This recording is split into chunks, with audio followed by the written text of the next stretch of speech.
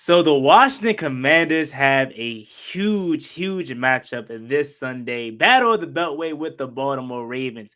This is just not any ordinary game for the Washington Commanders. So I had to go out and get a heavy hitter, somebody that I look up to, somebody that I've been supporting for years, covering the Baltimore Ravens, the best coverage on the Baltimore Ravens. I had to go out and get my guy Engraven Vids to talk about the Baltimore Ravens and the Washington Commanders. I'll bring him on right after the intro. It's me and boy Juan Gotti. Let's get The it. way that we live is not for everybody.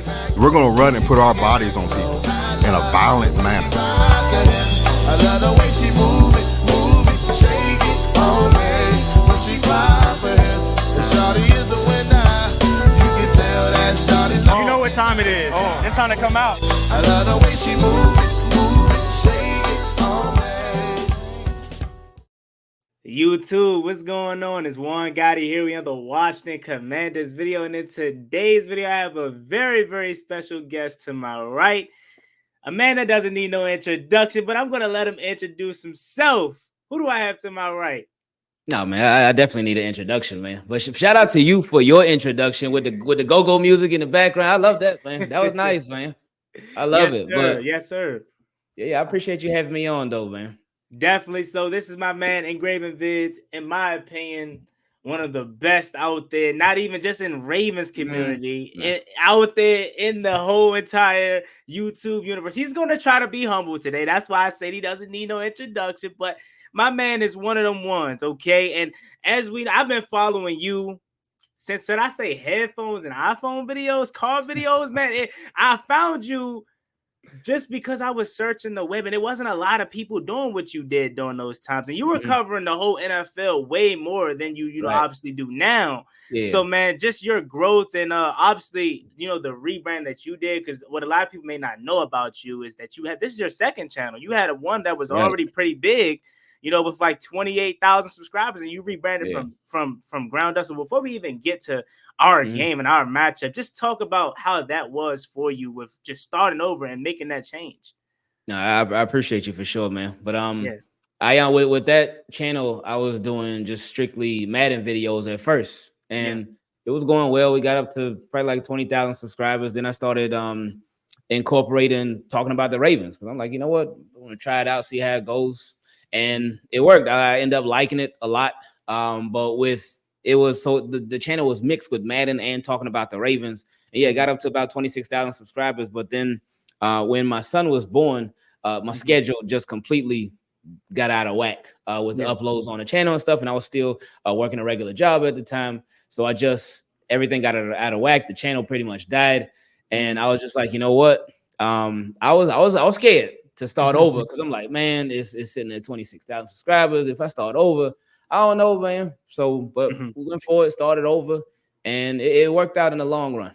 It was some little ugly patches in a row. You know how I like when you're growing your hair out. When you're growing your hair out, first it'll be low like this, but then as it gets longer, it gets to that stage where it's like in between, where you could either comb it or you could brush it. Well, you really can't do either. It's too short to comb and it's too long to brush, so it hits that ugly stage. So I had to go through the ugly stage with the regrowing the channel and whatnot. But then once I really found my groove and found my niche, then things went a lot better. And it's always going to be room for improvement. It's always going to be growth opportunities and whatnot. But things definitely worked out in the long run, and they're going all right now too. So we did a lot more coverage of just the NFL as a whole. We still talk a little of other stuff going on in the NFL besides the Ravens, but it is like 99% when we talking Baltimore Ravens. And look, man, who wouldn't want to do that? That the Ravens always a good team. You didn't have to be us, okay, covering the trash team for years.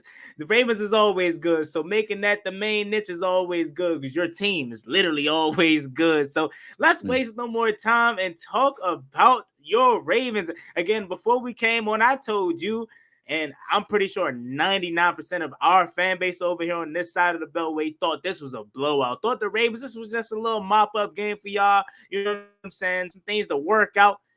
I'm completely wrong. My team has completely blew expectations out of the water to start this season. Give me your feelings about this game when the schedule first was released and now. When it was first released, I was like, okay, going against the Commanders. Well, I expected Jaden Daniels to start because who else were the Commanders going to start in front of him? But I didn't expect him to be doing how he's doing, be doing like this good. Jaden Daniels is somebody that's very accurate. Jaden Daniels is somebody that while he's accurate and he'll have like a really high completion percentage, it ain't like he just dinking and dunking and that's it. No, he taking his shots too. Like my favorite play from Jaden Daniels was a couple of weeks, against the Bengals on Monday Night Football. I mean, I think I was a little biased in there too because it happened against the Bengals, so that helped us out too. But I forgot the down and distance, but it was close to the end of the game, and the Commanders, I almost called them their old name. I was so used to that. They're working on it. But the Commanders, they Jaden Daniels, he dropped back, Bengals sent a blitz and threw it up.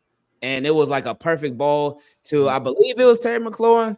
Or was it? Yeah, it was Terry McLaurin on the right side of the end zone. It was a touchdown, and it was just perfect. But to watch him, just to watch how he's controlling this offense and he's finding different ways to get it, passing, running. There was one run, I think it was in that game too, where he started scrambling and it looked like he like fell to the ground, but he like caught his balance, cut, and then cut up field. And I was like, oh my goodness, serious, man.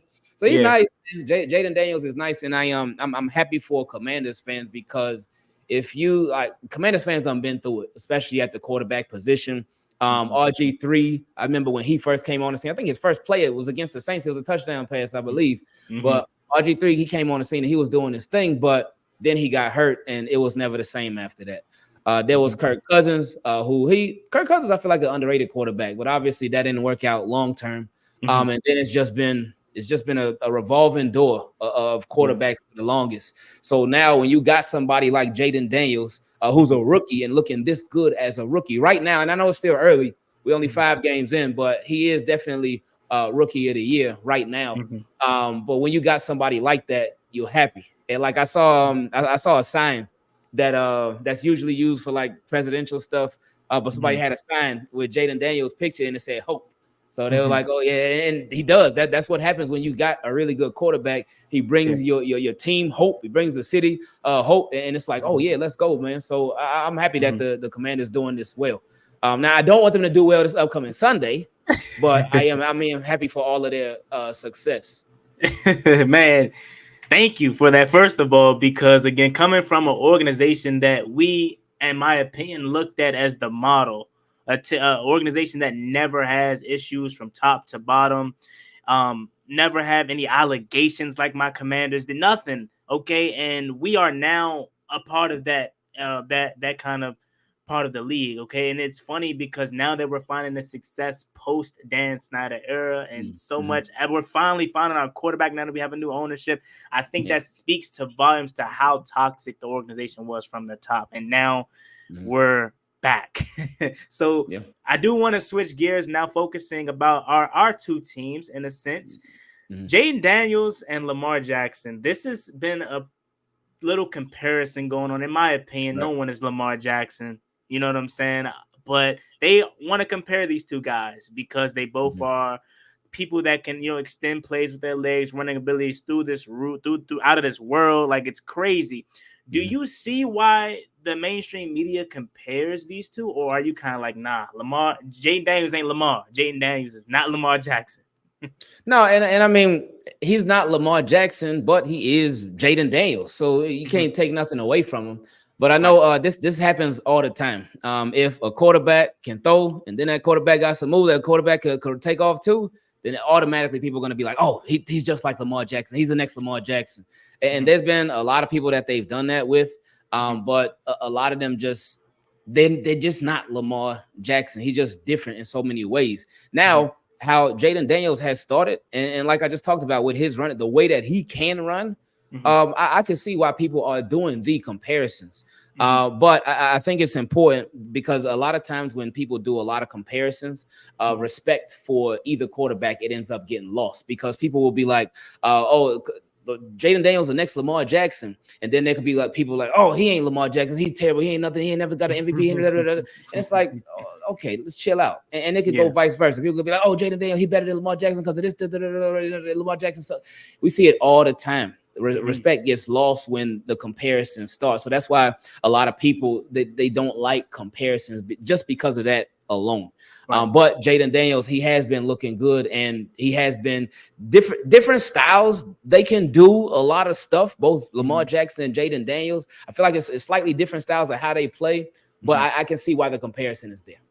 Yeah, I definitely see the comparisons like you, but I also see a lot of the differences. In my opinion, coming out right out of the gate, Jaden Daniels to me is a more polished passer than Lamar. That's not to say that he's better, obviously, overall, because we're talking about a 2-time MVP. And there you say MVP favorite at this moment, but there are some similarities where you may lean towards Jaden Daniels in a sense that may be a little bit better, Lamar Jackson a little bit better, but overall they are two really good quarterbacks, and Jaden Daniels is excited about this matchup because he looks up to Lamar Jackson. They have a relationship off the field, so it definitely is going to be a very good showdown. And I think the way you were reacting to that Bengals game, I get prepared for it again. That's what I think it's going to be. Now, obviously, it's a division game, so it's a little bit different with the Bengals because it's that much more emotionally invested, but we got the number one passing offense and scoring offense in the NFL. We've been putting up 30-plus points a game, and I get the Browns are bad right now, but their defense is still really good. And Graven, I'll be honest with you, man. We put up 34 points in roughly 2.5 quarters, and we left so much out there. I'm telling you, if you was to see that game live, we left about 4 touchdowns. Terry McLaurin dropped the touchdown. Jaden Daniels. Oh, I know that. Yeah, he threw a pick on the 1-yard line. We took Jaden Daniels out with about 14 minutes in the fourth quarter. He didn't play the fourth quarter. Okay. Brian Robinson was out the whole second half. We left some out there, and we still beat them 34-12. So I think this is going to be a game for the ages. Some say game of the week, some say game of the year. NBC, it's a reason why NBC wanted to flex this game. Yeah. CBS said no, you can't get this game. It's going to be a classic one. Now, I do want to talk about some of your defense, because that's where we're going to have to thrive. Yeah, I know a lot of Ravens fans are a little bit worried about the defense, especially giving up. Was it like 38 points? Was it last week? 41-38, y'all won versus the Bengals, right? So yeah, 38. Giving up 30-plus points. Joe Burrow, 5 touchdowns on the day. Talk to me about your defense, and what do you think is not clicking at this current moment? My goodness, the defense has been rough. But with Ravens, see, they such a troll of a team, because Ravens will be out here, and we saw it even earlier this season. They'll have these terrible defensive showings. They'll be allowing all these points, allowing all these yards. Then all of a sudden, out of nowhere, they'll play lockdown defense. Like for the first 3 weeks, the defense was, especially in the third and fourth quarter, giving up a lot of yards, touchdowns, a lot of points and whatnot. So then going against Josh Allen coming into town, we like, man, this dude, he done the lowest amount of points he had scored before going against the Ravens was 31. 31 points was the lowest amount of points that he scored. He gets 10. He gets 10 points. And it happened because of a miscommunication on the back end of the defense.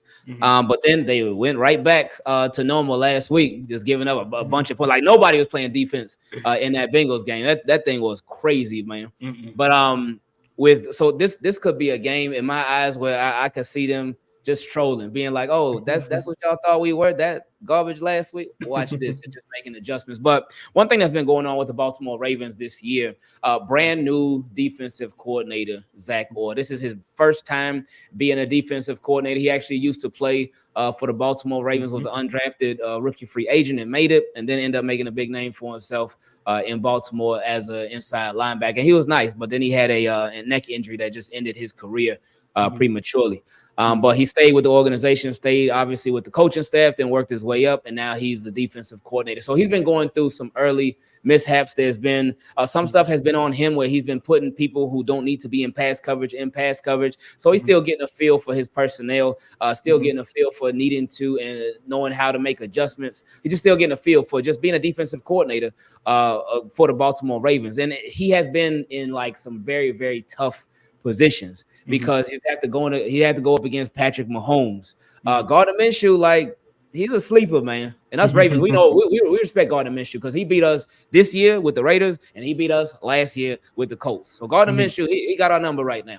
But and he also went up against Dak Prescott, Josh Allen, and then last week Joe Burrow. So he's been going against some really good quarterbacks, and now got Jaden Daniels coming to town. But I guess kind of coming to town. So this is a home game. Yeah, it's right up the street. So it's going to be tough. He's going against a lot of tough quarterbacks and getting ready to go up against another tough one this week. So with him being brand new, I've continued to like remind Ravens fans, like, remember, this is first year. We got to give it like at least 6 or 7 games to really see how he is. Now, he does have some tendencies and whatnot, does have some things that need to be cleaned up, but he's still brand new. I know Ravens fans, we loved Mike McDonald. We thought he was the best thing in the world because he had the Triple Crown defense. He was amazing as a defensive coordinator. But if we go back to his first 4 or 5 games, he was struggling just like this too. A lot of the numbers are very similar. Mike McDonald's numbers are very similar to Zach Orr's numbers as a defensive coordinator in their first 5 games. And we saw how that turned out. So not saying that Zach Orr is Mike McDonald, but we hope that he can be just as good, hopefully better. But this is a good game for him to make some fine tunes, make some adjustments, especially in the second half, because that's where the biggest issues have been. Usually in the first half, first and second quarter, the defense is really good. They playing really good defense, but it's in the second half where it seems like the teams are adjusting to the Ravens, but the Ravens, they're not adjusting to teams. So this is a big move for him. Yeah, no, that is very, very good. Now, I remember watching Zach Orr when I was much younger, and that is something that a lot of people do have to understand, especially with young coaches, not even just for head coaches, offensive coordinators, defensive coordinators. When it's their first time, it's going to take a while for them to get things going. So what do you think specifically when it comes to Zach Orr as the coach? What do you think he's going to have to do this week to, slow down this Washington Commanders offense? Pass rush is important, but see, this week it gets a lot trickier because Joe Burrow, a really good quarterback, and Joe Burrow, he has that sort of deceptive speed, sort of like a Patrick Mahomes, where quarterbacks that's not really known for scrambling, but if they need to scramble, they could take off and they can get a good chunk of yards because you won't see it coming. But with Jaden Daniels, his speed ain't deceptive. Like it's there. Like you know how fast this dude is, and you know he can really move. So as far as the pass rush, interior pressure is going to be everything this week. Really getting good push up front, because if you crash from the outside, then Jaden Daniels, he could step up in the pocket. If somebody comes to the right, he can make them miss or what. But when they get interior pressure, that messes up any quarterback, no matter how fast they are. So I think it's a big game. It's important for Justin Madubuike and Travis Jones, our interior defensive linemen, to have big games, get Michael Pierce up in there too. But also with Odafe away, Kyle Vanoy, our edge rushers, David Ajabo, is very, very important that when you get hands on Jaden Daniels, it's important to get hands on Jaden Daniels, but when you do, you got to bring him down because he's slippery, he's elusive, he's tricky, and he's annoying. He's annoying as for a defense to go against. So that they cannot let him just go running around when he does all that stuff. I mean, he's gonna get his plays off. He's gonna do that, but you can't let him do too much of it, or else it's gonna cost you. Yeah, and I definitely understand and agree with what you're saying, and that's maybe why having a Lamar Jackson is good in practice, because he's not necessarily Jaden Daniels, and Jaden Daniels isn't necessarily Lamar Jackson, but going against those guys in practice can somewhat simulate what Sunday may look like. But a little bit of a thing that I want to say that I feel like is the narrative that is getting pushed is that Jaden Daniels is just this runner. No, he runs when he has to. He is lethal from the pocket. I mean, and you brought up the point, the Bengals game, that 3rd and 7. If we don't get that conversion, the Bengals are going to get the ball back with a chance to go win. Standing in the pocket, taking a shot, an accurate ball to Terry McLaurin for a touchdown. This guy can make every single throw that needs to be made. So for your defense to stop his legs is very, very key. But I think it's up to the players on that back end, Nate Wiggins, Kyle Hamilton, because he's going to throw the football and be accurate, precision with his passes. So talk to me about your personnel. Now, we talked about Zach Orr, we talked about your pass rush, but what about that back end? Nate Wiggins, rookie, Kyle Hamilton, what's going on with those guys? My goodness. Kyle Hamilton, he's been amazing. He started off the first couple of weeks slow, but he's picked up and he's been great. Now with Nate Wiggins, he's been pretty good last week. I mean, last week was rough for the majority of the defense, but certainly them deep safeties, Marcus Williams struggled. Eddie Jackson, we brought in free agency this year. He's been struggling a lot. Most of the broken plays, the big plays that the Baltimore Ravens have given up, where somebody just running wide, is been on Eddie Jackson's side of the field.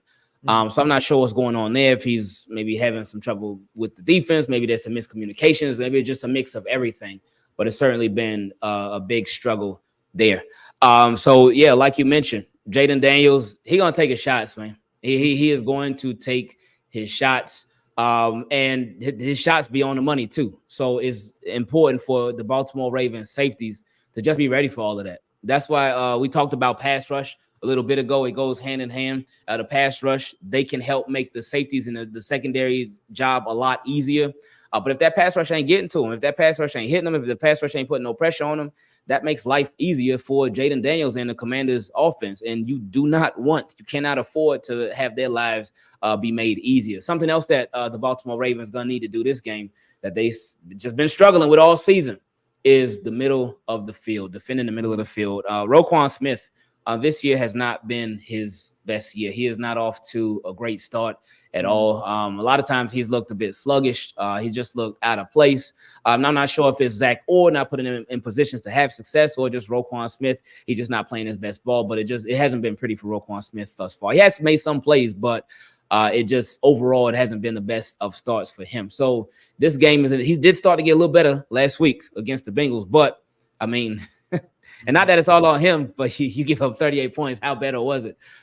So with that being said, Zach Orr, just getting back to him. While it is about it's about both the X's and O's and Jimmy's and Joe's, so both go hand in hand. But in this game, it's going to be essential for Zach Orr to make sure he really puts his guys in position to have success. We mentioned earlier how there's been times when there's been like one of our linebackers named Malik Harrison, good against the run, setting the edge, but in pass defense, that's not his specialty. There's been too many times this season where Malik Harrison has been put out in pass coverage, put out with an assignment, and it's just it hasn't been pretty. So Trent Simpson, our second-year linebacker, he's much more suited for pass defense. He's looked a lot better out there. He's looked very, very comfortable out there too. So I think it's important that Zach Orr deploys him correctly and just really gets the guys in line. And again, communication. That's the biggest thing that I think the Baltimore Ravens need to work on when it comes to their defense is communication, because we've been seeing too many mishaps and too many slip-ups and too many guys just literally running wide open. Very, very interesting. And that's just the passing attack alone. Something that is very good for us also that I'm going to say I'm surprised about, but just at how eclipsed and efficient that we are is running the ball. Because Cliff Kingsbury's offensive coordinator, his first in Arizona when he was the head coach, but obviously the offensive mind behind everything, running the ball was not his strong suit. He pretty much wanted to drop back, put it all on Kyler Murray. This go round, we're running the ball very good. I'm talking Brian Robinson, Austin Eckler, who a lot of people told me Austin Eckler was washed up, man. He has been an absolute great pickup for us in the run game, in the pass game. How is your defense stopping the run? And could my team have a potential good day on the ground too? They're number one. They're the number one run defense in the league. It's funny, they got the number one rush offense and the number one rush defense in the league. But pass defense, I don't know where they are, but they probably somewhere close by the bottom, because the Ravens, they'll defend the run all day. They ain't going to let people run all over them. But when it comes to pass defense, you saw it. And it's been going on this entire season. But run defense, we got all the confidence in the world for them with their run defense. And it's important. It's important, too, because if you don't have run defense, if you cannot defend the run, then you cannot force a team to be one-dimensional. And if a team is not one-dimensional, then you're not going to know what they're doing. They're going to easily be able to hit you with the play action. They're going to be easy to fake you out. You're going to get caught slipping if you cannot defend the run. But I am glad that is something that the Baltimore Ravens are strong at.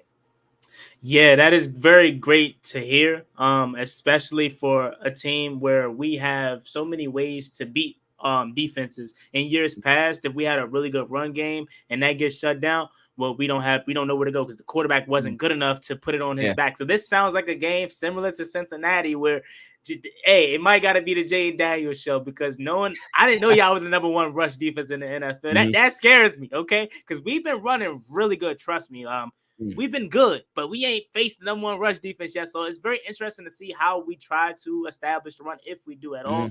Because in the Cincinnati game, I'm not sure where they rank against the run, but they were shutting us down. They were not allowing us to do anything on the run, on the running aspect of things. But passing, that's where Jaden Daniels had to really much take over. You want to say something there? Same thing, because we got, like I said, we got the number 1 run offense. And Bengals were like, no, Derrick Henry, you not about to run on us today. No, it ain't going down. So for the first four quarters, Derrick Henry had 14 or 15 carries for, I want to say 40 something yards.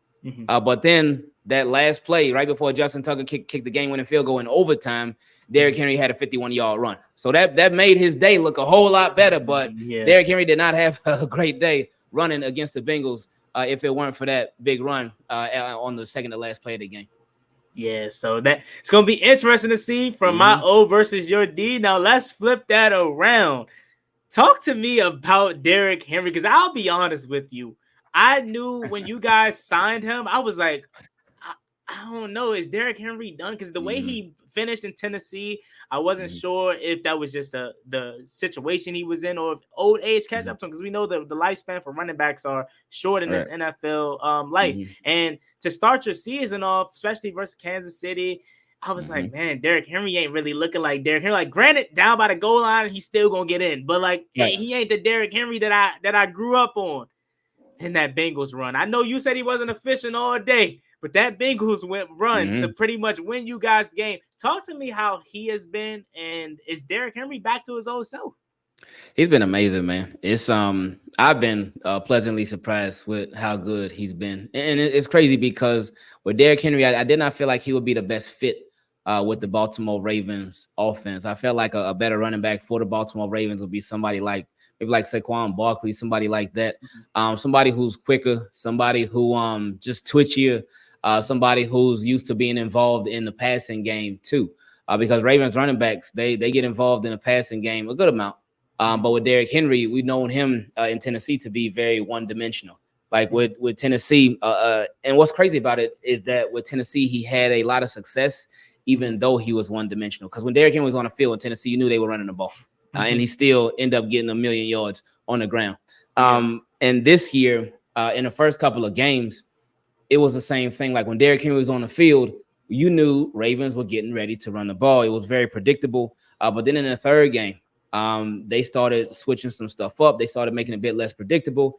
They started involving him in play action. They started involving him in the passing game too. So I feel like that just opened up so much for the Baltimore Ravens and their offense with Derrick Henry. But he's shown like he is not washed. Derrick Henry showed that he still got it. Derrick Henry showed that he is a closer.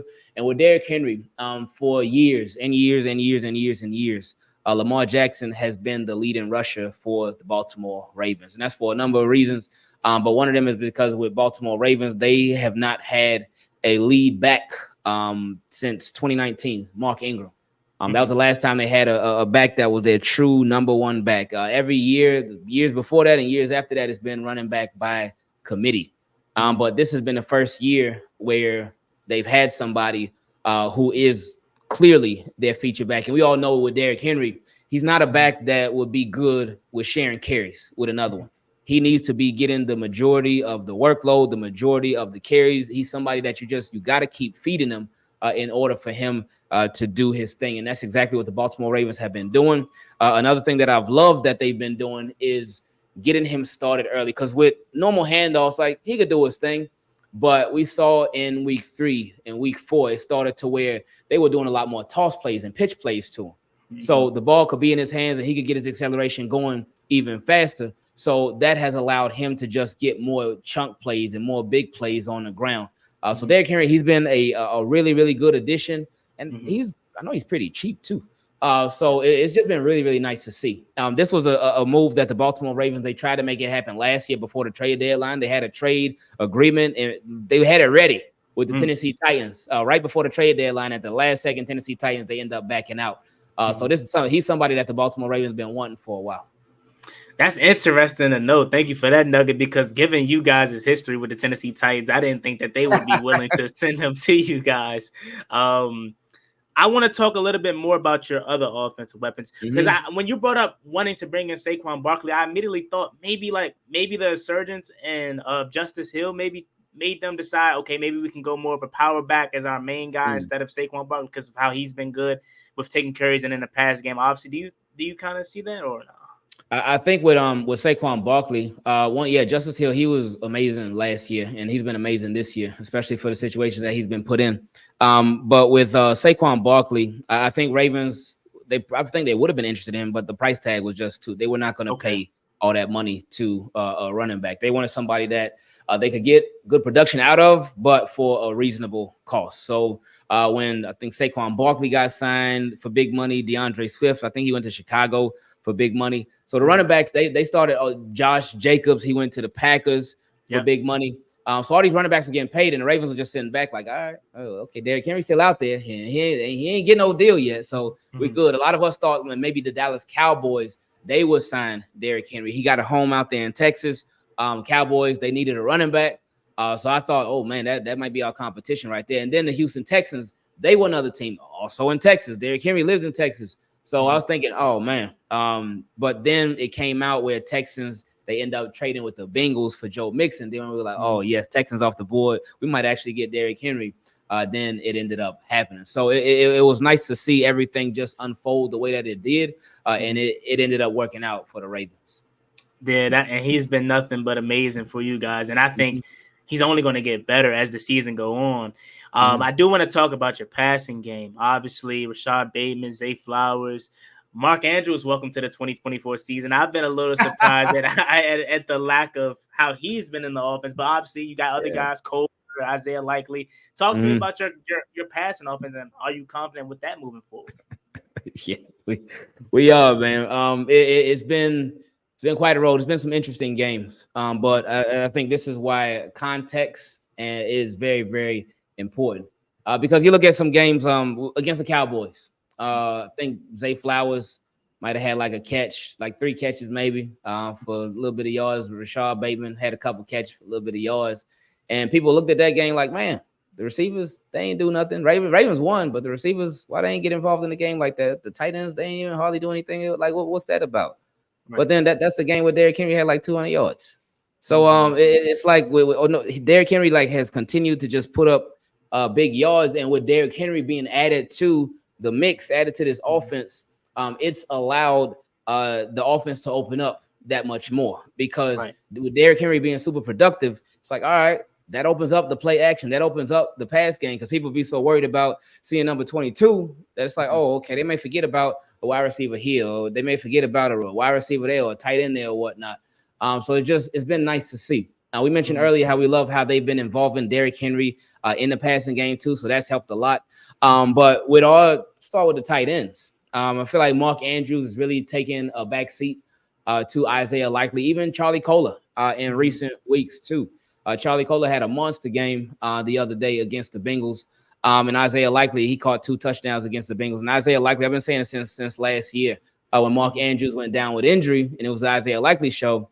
I said, that's tight end 1, man. That is tight end 1 for the Ravens. And even this year, starting in week 1 against the Chiefs, Isaiah Likely, it was tight end 1. We saw it, and I think he should be. I think he needs to be. I think he needs to continue to be. He's not officially tight end 1, but I mean, when you look at the snap count with him versus Mark Andrews and the involvement with him versus Mark Andrews, then I think he probably is tight end 1. But you don't want to. I guess it will be a waste for the Ravens to make that official announcement, because I mean, they're not going to come out and say, oh yeah, Isaiah Likely, he's our starting tight end. No. They would just show it by the snaps and whatnot, because you don't want Mark Andrews to be unhappy.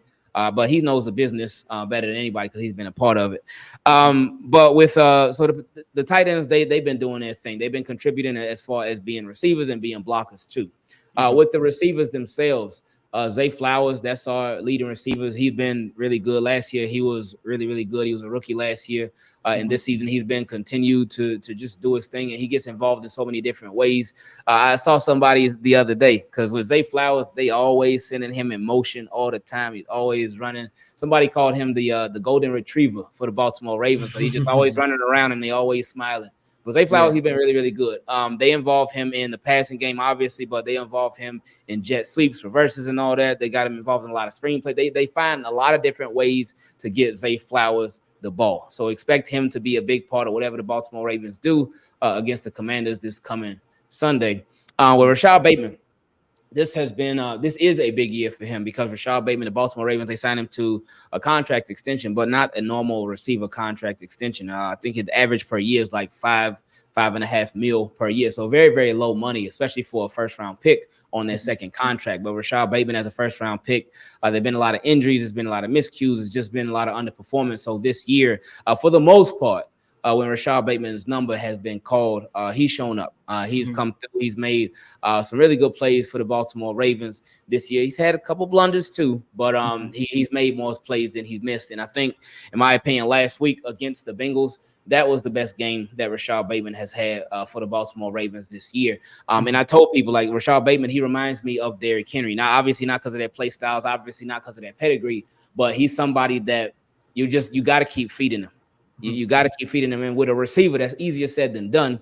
But with Rashad Bateman, you got to, because like with Derrick Henry, if you give him like 5 carries in a game, you're not going to get the most out of him. There's going to be so much that he's going to leave on the field. But it's the same way with Rashad Bateman. If he's not getting the targets, he get like 1 target a game, 2 targets. It's not going to be enough to really, really get him going and really get the most out of him. Because for Rashad Bateman, in my opinion, I feel like it takes him just a little bit to really get comfortable in the game. With Zay Flowers, it feels like it's there from jump. But with Rashad Bateman, it takes him a little bit to really get comfortable and really to ease everything. And I think that just comes from how his production has been in the past couple of years, or really lack thereof production. So seeing that last week, seeing him get involved early and often, it was really, really nice. So Rashad Bateman, he when his number's been called, he's been pretty good. Nelson Aguilar is our other receiver. I know you're familiar with him. Obviously, him being a former Philadelphia Eagle, so you got to see him twice a year for a little bit. With Nelson Aguilar, he's been pretty good too. He's been really good in the blocking game. And with him, he doesn't get many opportunities as far as pass targets his way, but when the ball does go, he catches it. So that has been really good. And it was the same way last year. He didn't get a million targets, but when he did get the targets, he caught the ball and he made a play. So Nelson Aguilar is somebody that, even though they're not on the field all the time, when they are on the field, they are productive. And then Tylan Wallace, he's another one. Same thing as Nelson Aguilar. Not on the field much, but when they bring him out there, whether it's as a blocker, whether it's as a pass catcher, when his number is called, he does make plays happen. So that's been really, really good to see. And last but certainly not least, you brought him up earlier, Justice Hill. Justice Hill has been a pass blocking running back, pass catching running back, third down running back. Justice Hill has been involved in the offense a lot, even with Derrick Henry being here. So with Justice Hill, he's somebody else that I know for years and years, us as Ravens fans, we have been begging Lamar, please take the check down. Everything ain't got to be intermediate or deep pass. Please take the check down. Last season, with new offensive coordinator Todd Monken, Lamar started taking the check downs a lot, and that's continued this year as well. So that just makes life easier too, because if somebody ain't coming open downfield and you got a running back just sitting there waiting to catch the ball and then make a couple people miss, it works, man. And Justice Hill has been really, really good at that. So he's been a big part of Ravens passing game too. Yeah, you speak about, Derrick Henry and Justice Hill. Respect to your receiving core. Trust me, I'm not trying to discredit them at all. Respect to them. Zay Flowers coming off of a big, big game. But knowing my team and knowing where we struggle the most, if I'm going to be transparent and honest with you, the key to success for you guys on Sunday, hopefully it doesn't happen, but obviously got to be real. The key to success for you guys on Sunday is Derrick Henry and Justice Hill. We have been prone to giving it up on the ground the first 3 weeks of the season like it was nothing. Now, in the last 2 weeks, we've been really good defensively, overall pass, and obviously on the ground. we have been outstanding. I mean, holding Arizona Cardinals to just 14 points. Kyler Murray to 3 rush yards. That's Kyler Murray we're talking about, too, that can just known around for running around. Obviously, the Browns, they're bad. No Nick Chubb, so it wasn't necessary. I don't want to give us too much credit for it, but you still had to show up, and we held them to really, honestly, 3 to 6 points. That garbage time touchdown does not really matter.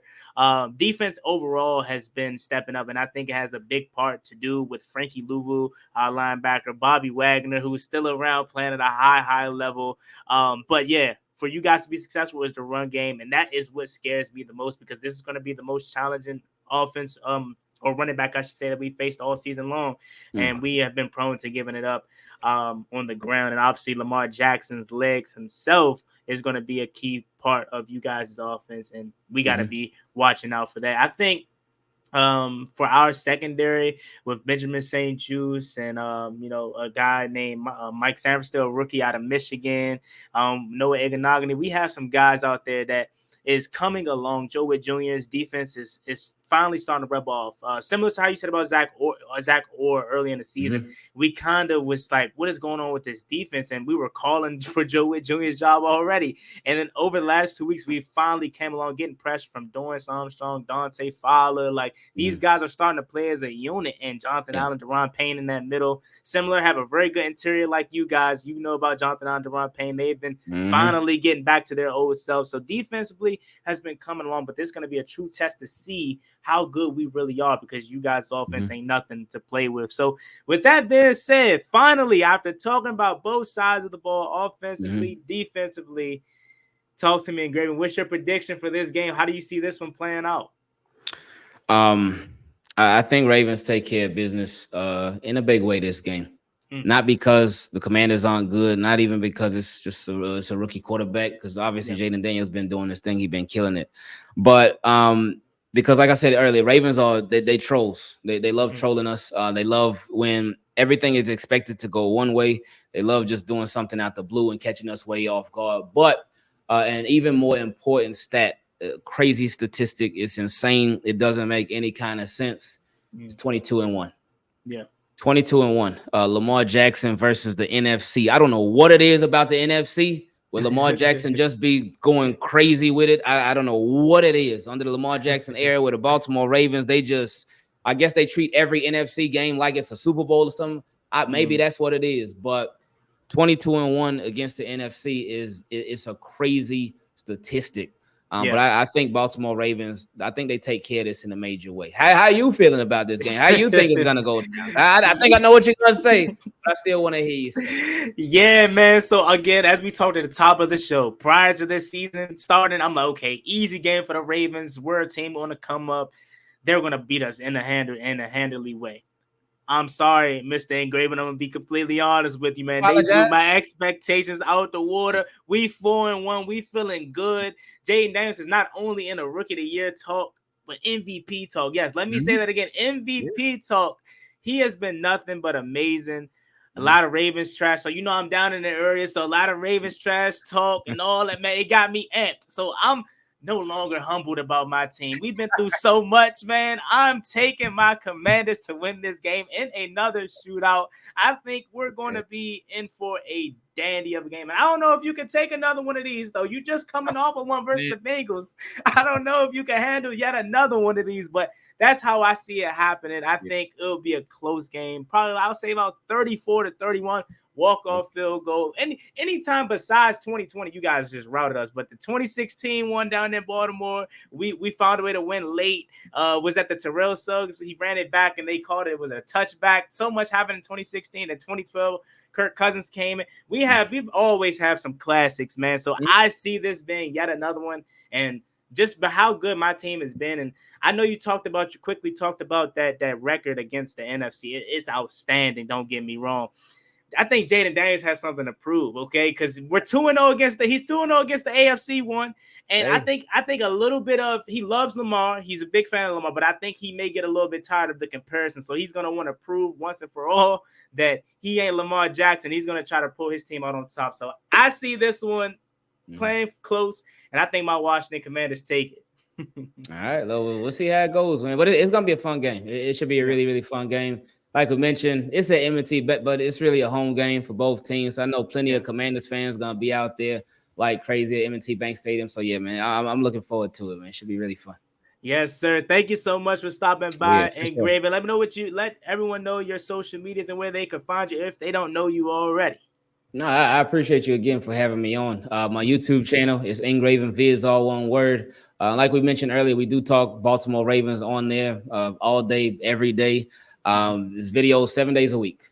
Sometimes a couple videos a day, depending on how stuff is going, but it's a video 7 days per week. On Twitter, Instagram, even Facebook, everything is Engraven Viz. So thanks again for having me on. Juan, and I appreciate you because I know you've been rocking with the channel for years, man. So I appreciate that a whole lot, man. Yes, sir. And thank you so much for taking time out of your day for stopping on the channel. Make sure you guys go follow my man and subscribe to Engraven Vids if you haven't already. And get prepared for a very good showdown. Battle of the Beltway coming to you this Sunday. Like, comment, and subscribe. See you guys later. Peace.